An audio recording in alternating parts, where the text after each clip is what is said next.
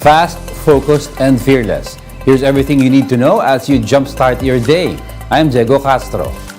The Holy Islam month of Ramadan begins today. This is upon the announcement of the Bangsamoro Autonomous Region in Muslim Mindanao, or BARMM, noting that the moon was not sighted on Tuesday night, which signifies the beginning of fasting by today. The Ramadan marks the 9th month of the Islamic calendar, a time for Islams to reflect through praying, fasting, and studying the Quran. The Ramadan ends with the Eid al-Fitr holiday set on April 12.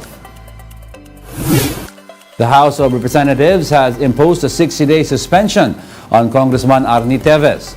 292 lawmakers voted in favor of the suspension as recommended by the House Committee on Ethics and Privileges. This is due to the expiration of the congressman's travel clearance, his continued absence despite orders to return to the country, and quote, disorderly behavior that tarnished the lower chamber's integrity. Teves earlier defended his reluctance to return, citing threats to his life. However, President Bongbong Marcos assured the congressman that security would be provided even as he has yet to receive intel about the said threats. The only advice I can give to Kong Arnie is that habang tumatagal ito, mas nagiging mahirap ang sitwasyon mo. So, mas maaga kang makauwi, mas marami pang option ang mangyayari. Pero pagka masyado nang late, wala na, mapipilitan ng gobyerno. We will have to move without any discussions with him. In a new video message, Teves says he is inclined to heed the president's call to return to the country. Kung kayo na ang humiling na umuwi ako, mas mahihirapan ako humindi dahil mas may authority kayo makabigay ng proteksyon sa akin. Meanwhile, the president said the previous administration's order mandating the full devolution of basic services from the national government to LGUs is not an alternative to Chacha. He notes that the push for charter amendments in Congress has a different function from Executive Order 138, which gives more responsibility and autonomy to LGUs. The administration is currently studying the EO in line with the Supreme Court's Mandanas Garcia ruling to make sure that local governments will not struggle in implementing high-impact projects previously handled by the national government. Marcos also noted that his government will not be bound by a timetable that proposes to complete the transfers by 2024. No. The charter change efforts are directed at the economic provisions on the Constitution, as far as I understand. And so that's what that is about. We'll be back with more stories after the break. Keep it here on One News.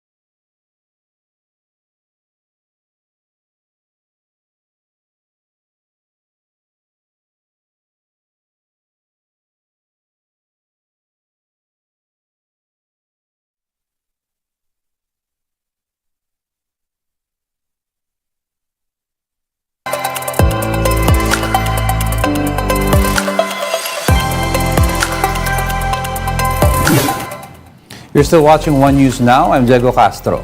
President Bongbong Marcos confirms that the 4 new sites for the Enhanced Defense Cooperation Agreement with the U.S. have been identified. Julie Baisa with the report.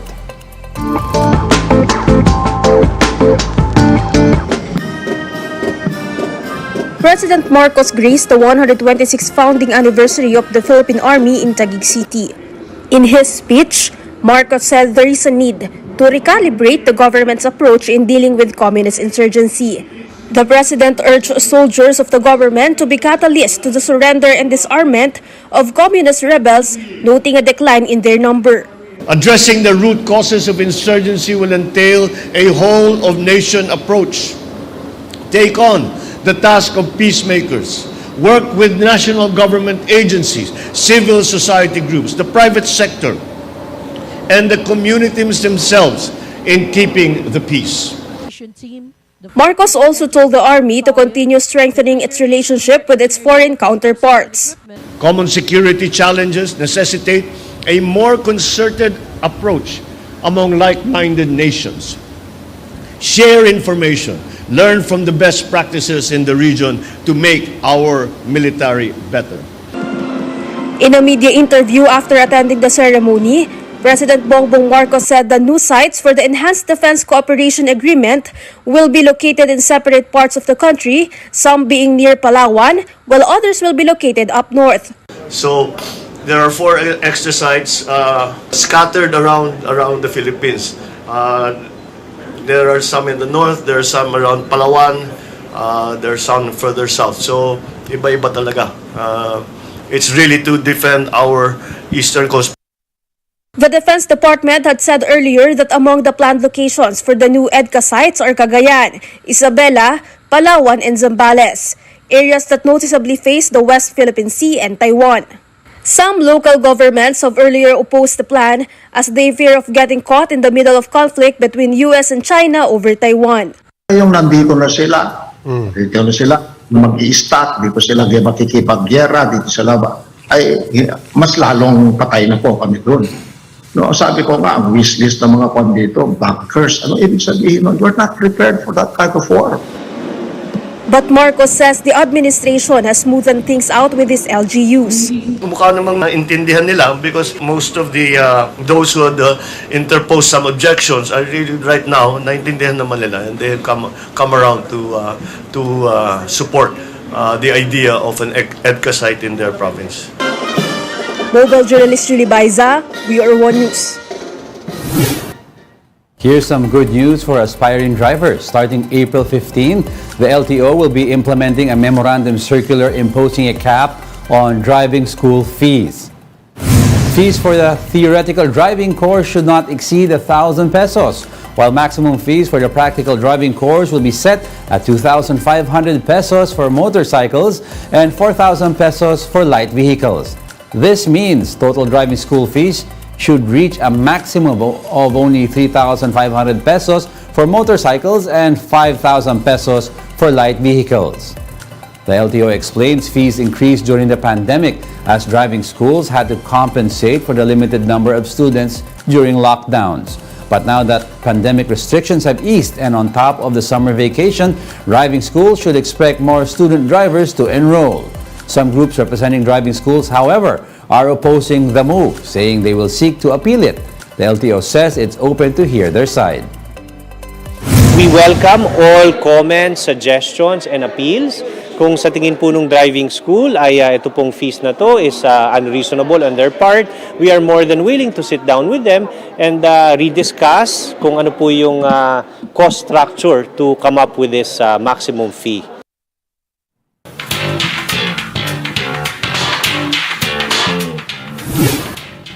Hollywood actress Vanessa Hudgens is flying to the Philippines for the first time to film a travel documentary.